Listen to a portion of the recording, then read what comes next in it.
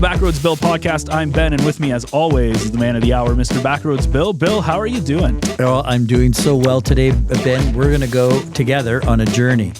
Well, we are going on a journey, and we're going to be talking about labyrinths, but not the giant maze-style labyrinths, but instead the spiritual kind that are found all over the world and in Northern Ontario, right in our backyard. In fact, Bill has one at the Ecology Center that he built himself, and how these labyrinths have been helping people heal for centuries.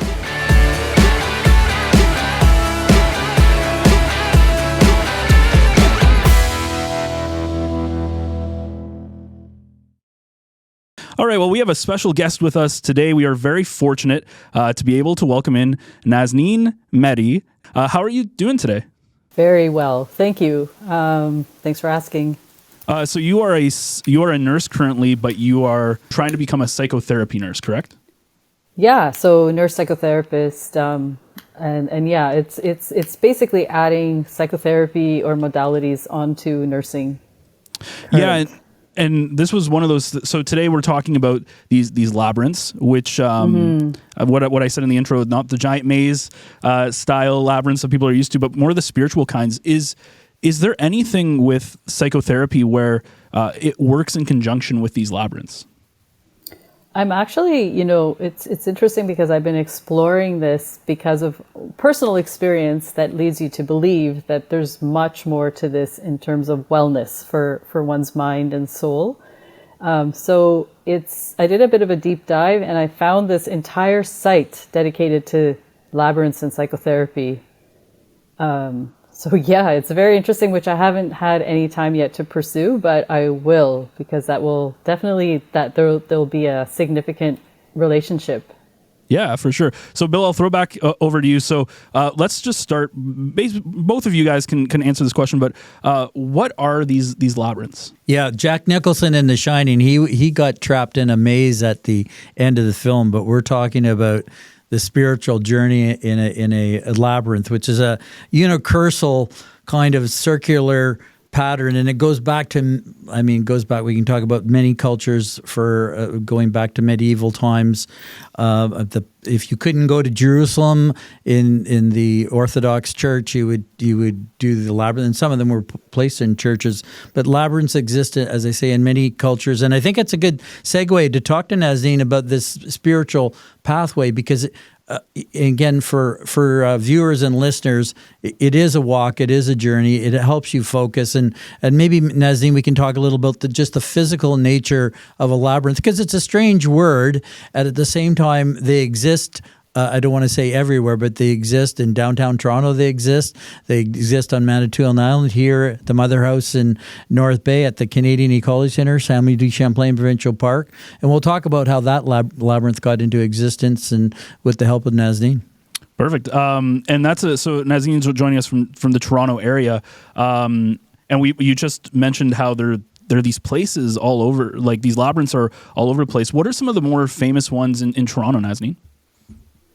The ones that come to mind right away is the, you'd have to jog my memory for the name of the church behind the Eden Center. That little labyrinth back there has been one of a very special one that I love going to, right in the heart of, like, across from City Hall. And also High Park, there's an outdoor labyrinth there that is fantastic. In all elements, you can go there and find solace anytime. It's in the trees. There's one that when I was a nursing student, and I'm not sure if it exists anymore, but Women's College Hospital had an indoor labyrinth where you would sign up for just walking. It's almost like a prayer or meditation time to go in and use that labyrinth. It was in a large room. I haven't followed up if that still exists, but it came to my mind that one too is there. Recently, I discovered another little labyrinth right on the Toronto waterfront, hidden in the sort of where the suspended bridge is in the West End where the Gardner is. There's this tiny little labyrinth right on the water there that also was a great little discovery this summer. Labyrinths are safe places, it's interesting to listen to Nazneen where they may end up being, but back in history, sailors, before they went, they would walk the labyrinth to kind of like appease the spirit, so to speak. But But it's labyrinths are that those journey paths, and as I said earlier, helps you to focus. I would say, Nazneen, it's an ancient kind of symbol that crosses over all cultures and all religions. Yes, I have understood from when I was young, when I first was introduced to a labyrinth, that they predate any religion or any kind of dogmatic, like no one really owns it. No one can claim that, oh, we were the first people who came up with it. So symbolically it occurs through the world at different times. So and you said, I believe in your article originally, you had it. You were talking about how you actually created one at the Ecology Center. Where did that come about? Well, it came about, and Nazneen well knows this, because we're kind of, I don't want to say we're hobbyists or fans or followers. I don't know what the term it might be, but walking the labyrinth is a thing to do, and we actually went on a tour and tried to find labyrinths. There's one in Sudbury. There's one on Anishinaabe labyrinth on Manitoulin Island, Anderson Lake. There's one in Burke's Falls. There's, again, the St. Peter's Grotto in Sudbury. But the mother house here in North Bay, and I think I'll have Nazneen talk about that labyrinth, because I know it's kind of spectacular if when you think about it. Yeah. It was quite a find, especially to know that it was based on it's a Chartres style labyrinth, like based on the French one, the French labyrinth. So to find that in North Bay was an incredible miracle. It was like a little surprise that was right on the water, just there, hidden behind the mother house. So you talked about how it was like a French one. Are all labyrinths, I guess they're not the same, but do they really change from culture to culture? Like, do they have some sort of, like, all the French ones are kind of similar, how does that work? Mm-hmm. Bill, you might know a little more about that. Well, I guess we should have Galen McQueen, the author of Labyrinths and Mazes, on, and actually he is in North Bay, and the theologian and professor emeritus from Laurentian University. He would be best to answer that question, but no, I think they vary. And so the mother house, again, was patterned after the French one, as Nazneen said. So the question was, and so then when I started walking that, I found it very important to me as far as myself being focused or getting focused or thinking, meditation, and I really enjoyed doing it. And so I remember the day I said to Nazneen that, I'm going to make a labyrinth, and it didn't occur right away. But fast forward X number of years and COVID and the like, and I started, on the project to create one in Samuel de Champlain Provincial Park. So it was one of those, I don't know, build it, they will come kind of thing. But just building it was the first motivation, and that's a story in itself, I guess. Did you guys work together on this in any way, or Nazneen, have you been to this labyrinth? Yeah, I have. I'm super impressed. Like, it's an incredible feat. I don't quite know how it came out of Bill's mind into actual reality, where there's quartz from Thunder Bay, like actual from the mine, and huge rocks, and it's accessible like for wheelchairs. So very specifically designed in the, would you call that a plateau or a ravine in the forest? And again, a huge, like quite large, significantly large, quite a large size. So for somebody like, I don't know anything about these. So for the people who are watching or listening who don't know anything about them, and you kind of had to describe like what really is the purpose of these? And I know there's the spiritual healing, but what's the purpose, and how do you use them? Well, I'm going to let Nazneen jump in first of all, and then I'll take it away from there, because I think it is a spiritual experience, but it's a personal experience. But Nazneen, why don't you comment about that? Because again, you've been talking about utilizing it in your own practice, but your personal practice, and then extending it perhaps in what you're going to do next with people, or people you've been with. When you've taken them. So Ben, I think that's really. Have you ever walked a labyrinth or seen No. a labyrinth like a life? No. Oh. No, I the was- first time I saw them was when Bill sent me this story, and I was like, "Huh." But then I was talking to a person that I work with, and she was talking about how she's seen them before in the Ottawa area, and I've never seen them because it just, to me, I was like, "Oh, interesting." That's why I'm so curious as to like how it works and all that stuff. Well, I should, and I wish I do have the piece of paper, but just picture, because I remember that you designed it on a piece of paper, much like this. It's not this piece of paper, but that's how it started. I don't know if it ended up to be the same design, but we'll just say pretty close. So, and again, to get into answering the question is, it's a journey. It's a kind. I don't want to call it a spiral, but you do spiral around, it represents the pathway of a life, not necessarily your lifetime, but where you've gone, where you are, where you're going. I think it's a very personal experience, but it is something I think how the mind focuses, and I think maybe you're best to answer that. Oh, well, thank you. I might just start here, just for a contextual point, that in my own personal relationship to labyrinths, let's say, I was 15 and I was in Paris with my class trip for grade 12, and we went to Chartres, and we went into the cathedral, and we went on this like kind of journey, and I saw this labyrinth, and it's supposed to be this original old, but I don't know, something happened at that point. We were free to roam, and not one of my classmates decided to walk this labyrinth with me. We were 15 years old, and I don't know what happened, but when you see this kind of structure in front of you, it's kind of coiled.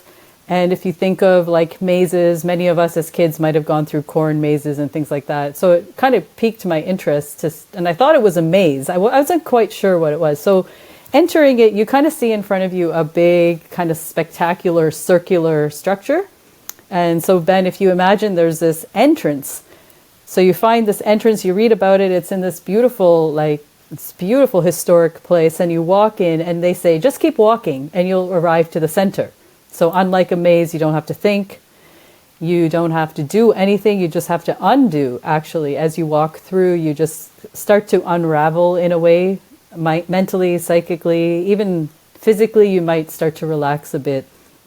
So how is that different from, so ones that I've seen, they're very small, like they're almost like on like a lawn, right? That I've seen, whereas you're kind of describing more of like a structure. Like as you said, like a corn maze in a way where it's like you can't really see anything around you. Does that kind of make sense? No, it's still flat. It's like one-dimensional flat. Yeah, just like but maybe you've seen smaller versions, but imagine a very large version of that. And you start to walk into the path, and you enter, and it's kind of like this. They say to kind of intentionalize that, like to kind of it's the embodiment of your intention, your walk, your own spiritual like journey, let's say, if you want to call it that. And you start to walk, and you can actually just very simply be, because you don't have to think, you don't have to do, and you just walk through this path that leads you into the center. And if you actually follow, some of the wisdom on labyrinths, you can put in a little thought, you can pray for something, or you can just simply be, which really appealed to me because I was very scattered that day. There were so many things happening, and I remember walking it, and I've never turned back. Like, it actually transitioned my life, I feel like, that day. That's so interesting, because in today's society, we are so conditioned, like, and I noticed this about myself as well, is you kind of always need to multitask. So even when you're watching like TV, it's like, oh, you want to reach for your phone. Or even when I'm at work and I'm editing something, or I'm doing that kind of stuff, it's like something's on the background, or I'm doing something else. And so it's hard to shut your mind off. And you being in this, like, at least going to be into the psychotherapy, and how do you, for people who struggle that way, what's the advice to try to be able to shut your mind off and really be present? Okay, well, when people ask me about trail walking and being in nature, that there's too many distractions when you're walking in a trail, we'll say, and then if of course in this day and age there's forest bathing or forest therapy guides, and that's when you have a facilitator. But when I bring it back to the labyrinth, and Nazneen said it earlier about coils or spiral, the pattern or the structure of the labyrinth, it makes you walk purposely. And again, so that's totally different than I think when you're walking on a trail. There's too many variables. So a labyrinth to me is more purposeful, and it allows me certainly to focus more than other mediums that one might do to try to meditate or to make sense of oneself at any one time. It's an intentional movement through space, like your body is moving. So when you asked me that question before, there are many avenues to reach that, like what we're talking about, calming the mind or stopping the mind, or at least even calming it to a point where you're not in such a disarray of thoughts all the time. So this is one way that, like, your body and your mind, you take a little stroll, right? So I like Garland McQueen. He calls that the embodiment of spirituality. Or I was looking up some of, like, I have his book, and I really enjoy that. You can look at how your body can move through space and time, and yet your mind gets affected as you do this, and you breathe, and you just, whether you choose one thought or you choose space, or you just allow yourself to move and hopefully arrive to a place of peace. So, and I know you don't really have maybe a lot of answers on this with the psychotherapy side. Is there anything about the labyrinths, though, that kind of pushed you towards that side of medicine? Great question. I walk a labyrinth as much as possible, and I know it's good for me. I know it calms me, and it pulls me into a different realm each time, and I come out much more. So I'll take a question in with me, let's say, and so I think, I don't know, it's like the chicken or the egg. It's like, am I already a person who seeks to find a calm mind? Or did that calm mind lead me to want to help other people, lead other people into this journey and experience? So I take a lot of people with me to labyrinths, including my own children. The whole life I've been taking them to the labyrinths and walking with them. And I see a change and I see a shift in them, whether there's resistance or not. So I like to take people just for the experience, like with Bill, when I mentioned it and we went, or anyone else you've kind of held a hand and said, you know what, let's go and do this together, whether it's a group of people or alone, your alone time, or friends together. It always changes people. So I think I really enjoy that. So I must be going into a professional level of it only because it's already something that's so I've seen deeply work for other people. Yeah, I agree with that. I remember my first experience at the Mother House. It was profound because it was a quieting experience for me, and I guess a little bit of cleansing. I really, really enjoyed the purposeful walk. And by the time I got to the center, I think I was in a different kind of state. And then walking out again slowly and purposely. So it was. I don't want to say I was hooked. It was like I've found a new magic elixir, so to speak. And so the quest to find other labyrinths in Northern Ontario, henceforth, one or two articles, and then the realization, because also at the Mother House, struck up some relationships with the sisters. And that's all they're doing there, as in they created it, and so it was. They well know about that spiritual path, and so again, I don't want to say I'm a religious person, so it was another way for me to really be in tune with myself. And then the realization someday that, I think I need to make one so I can do it every day. And when the one that's that you have in the Ecology Center, I'm assuming it's open to the public. Anybody can go at any time, or how does that work for people? Yeah, no, it's in It's in a flat area. It used to be a former ball field. And so, yeah, the labyrinth, as Nazneen described, quite large and wheelchair accessible. In the middle, surrounded by a forest, we're going to actually plant some more trees to create that grotto effect to it. And because it's in a provincial park, sure, that's one of the benefits of being with nature. And I think it's so well placed. For me, the labyrinth, like the Mother House in North Bay and others, I mean, I really appreciate when it's really close to the trees in the forest, or there's nature all around or something. For me, it's like, I can be in nature, but with the labyrinth, I'm with nature and I'm in the labyrinth at the same time. So it's like a double win for somebody such as myself. So I'll throw this question kind of to both of you guys. So when you're there and you see other people in the labyrinths, what kind of people do you see? Is it like people from all walks of life? Do you see people who are maybe struggling with maybe some mental health or other things in their life? Do you see a lot of those people who are able to get calmed down by the presence of the labyrinth? Yeah, I've seen all walks of life, children, and I laughed because I was so surprised when I went to the one behind the Eaton Center, and it was a lunchtime. It was packed. It was packed with business people and couples. And I remember it was a warm day, and I was like, that because I'd been to labyrinths all over the world. I'd never been to a central urban one like this. And there were like people on their lunch breaks and like dressed really well and walking this labyrinth. And I was so amazed. It kind of really warmed my heart, because often I'm either by yourself or you're in some sort of ceremonial type existence. So it's by a church or whatever. So that was my very biggest surprise. I find normally that it's just people, any type of people. Like it's hardly ever directed, unless we go to something like the Mother House, where we went for World Labyrinth Day, and a lot of people came out, and you know that everyone in the world is walking the labyrinth at that exact same time. It's a pretty powerful thing, like when you do like a prayer day or a meditation day.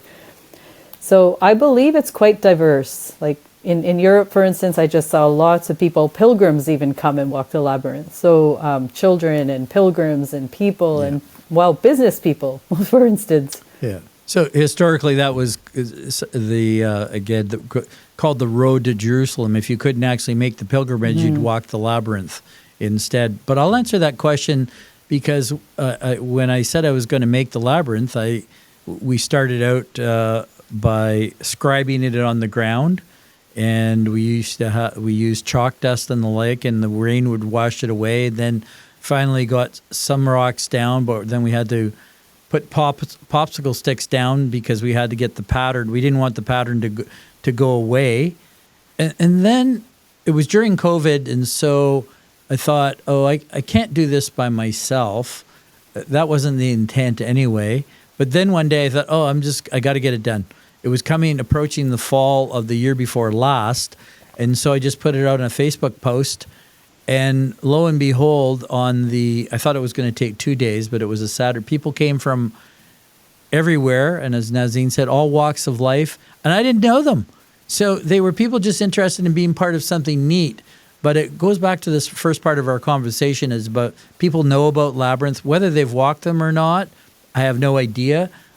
In this case, of course, the people wanted to after the fact, and they just knew, I think, of the intended purpose and how beneficial to be to oneself in a whole bunch of different ways, as we all discover when we walk the labyrinth for ourselves, because that's what we're doing it. We're doing it for ourselves. So is it a much different experience? And I feel like the answer is yes, but the experience for being there by yourself, no one else is around, versus having all of these people, as you said, Nazneen, all these people around. What's the difference like for you guys personally, and also what do you prefer? Do you want to go ahead, Bill? No, you go ahead. Oh, thank you. I prefer both. I got to say I prefer both, because I was a little hesitant at first when we had like a bigger labyrinth day, like for instance at the Mother House, or when I ended up like that at one very amazing day where I was like, this labyrinth is full.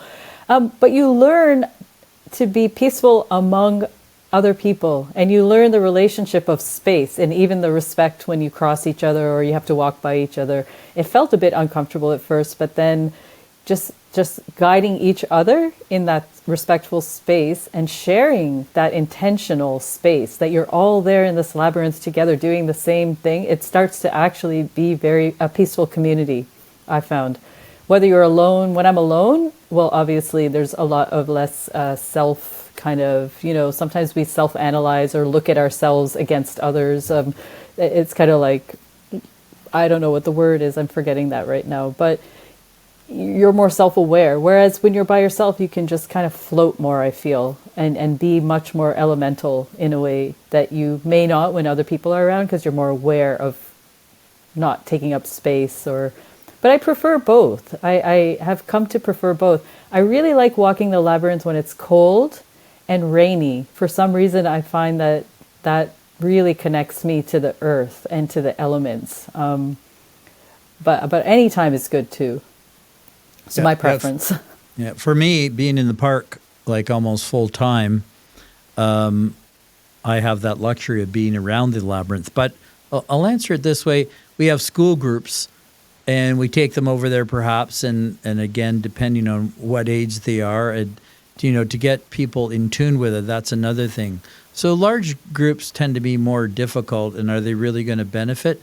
I mean, the first time through, if they just walk in and walk out, well, then they've experienced probably not knowing what a labyrinth is anyway.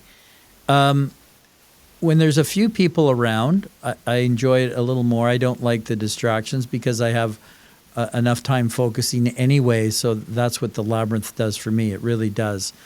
But here's the thing, even as we speak, I said to the group now that's at the Canadian Ecology Centre, let's go do a nighttime labyrinth walk with our headlamps on in the dark, which I had never done before. And you know what? That's what's going to happen tonight when I go back. and it's for time-wise, it's fall and it's dark and it is rainy. And it will be, I know in this particular group, because it's an environmental group, they have different values anyway. They're young. And when I told them about the labyrinth, they said, wow, we want to get there. We want to go and do this. And so I think, again, it ends up being an individual experience. And do you share it with other people? Not necessarily, because it's your own thoughts. And every time you walk the labyrinth, I think it's like anything else. It will vary and differ. And for me, I learned how to be more disciplined with that, with my thoughts. As Nazneen said earlier, you might enter that with a thought, a question. I don't want to say a challenge, but maybe it's that opportunity to work things out. But it's that for me, it's that physical motion of, and it's just like it's magnetic, and it keeps you grounded although you're walking on the ground. It's like, I don't know. It's not like jumping around on a trampoline. Like, that's the other extreme. The exact opposite. The exact opposite. So as we wrap up here, the one last thing I want to ask each of you is, for people like myself who've never done it before, who might say, what is your advice, and how would you say people can get into experiencing the labyrinth at around the same level that I think you guys get out of it? Well, I'll start off then. There is a labyrinth locator on the just Google labyrinth locator, because you have to find a labyrinth near where you might be located, and that can be anywhere in the world. You'll find them, and I think the opportunity to just go and do it for the first time, and I would say that I think then people become all in. That they will want to do that if they see the immediate benefits of that. They may read about this. I mean, there's all kinds of articles. There's the book by Galen McQueen, Labyrinth and Mazes. You can look that one up. But I think that's easy advice. And the other thing I like about it, it's free, and there's no admission. And I think that's really, really important. And again, this aspect, if they are constructed or near nature, that's another bonus. So those are my, I think, easy thoughts. It's easy for me to talk about Labyrinth because I really enjoy it, and maybe I get a lot out of it. Like and I don't want to make comparisons about how people, again, foster their own spirituality. I don't want to go there. But the Labyrinth does it for me. Oh, I would say if you're in North Bay, call up the Mother House and say, can I walk the Labyrinth?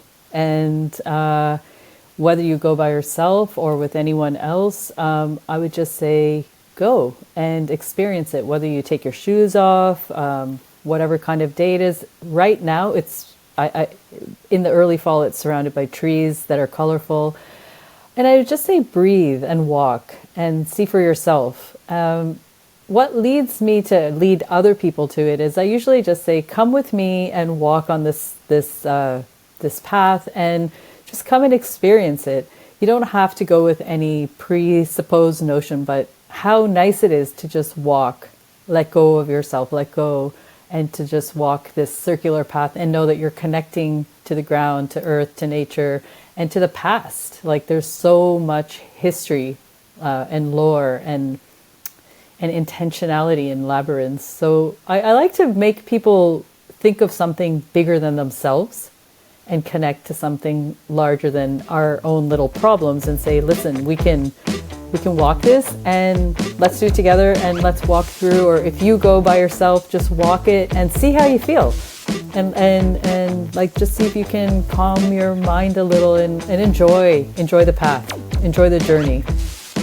Well, thank you to Bill and Nazneen for educating us on this amazing topic. I think I'm going to have to go out and walk. Maybe I'll go to the Ecology Center. We'll see. I hope so, Ben. And as always, you can find more episodes of Backroads Bill every Wednesday in audio form on all the popular podcast players like Apple, Google, and Spotify. You can catch the video version on YouTube. You can also head on over to NorthBayEcho.ca. And while you're there, you can see all the other local North Bay podcasts that are both produced by Echo, like our flagship To North Bay with Love, or other local creators like Small Town Times and the front line. So any last words, Bill, before we leave? And Ben, as always, I'm looking forward to our next journey on the Backroads somewhere.